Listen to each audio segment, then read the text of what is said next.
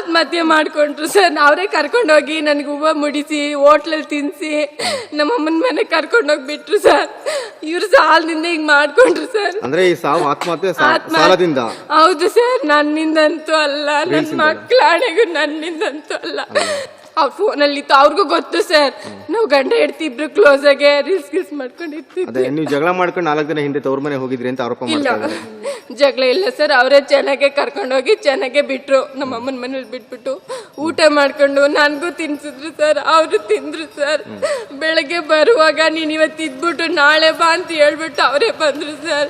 ಹೇಳ್ಬಿಟ್ಟು ಬೋಂಡ ಮಾಡಿದ್ದೆ ಸರ್. ಸಾಲ ಅಂದಾಜು 3 ಲಕ್ಷದಿಂದ 4 ಲಕ್ಷ. ಏನಕ್ಕೆ ಮಾಡ್ಕೊಂಡಿದ್ರಮ್ಮ? ಜಮೀನಿಗೆ ಅಥವಾ ಜಮೀನ್ಗೆ ಹಾಕಿದ್ರು ಸರ್. ಇಸ್ಬಿಟ್ಟು ಕುಡ್ತಾ ಇದು ಫುಲ್ಲು ಇತ್ತು ಸರ್. ಅವ್ರಿಗೆ ಬೆಳಗ್ಗೆ ಕುಡ್ಕೊಳ್ಳೋರು, ಮಧ್ಯಾಹ್ನ ಕುಡ್ಕೊಳ್ಳೋರು ಸರ್. ಕುಡಿಯೋದು ಮಾತ್ರ ಫುಲ್ಲು ಇತ್ತು ಸರ್. ಬೆಂಗಳೂರಿನಿಂದ ಮಂಗಳೂರುವರೆಗೆ, ಬೀದರ್ನಿಂದ ಚಾಮರಾಜನಗರದವರೆಗೆ ನಿಮ್ಮ ಸುದ್ದಿ ನಿಮ್ಮದೇ ಭಾಷೆಯಲ್ಲಿ. ಕರ್ನಾಟಕ ತಕ್.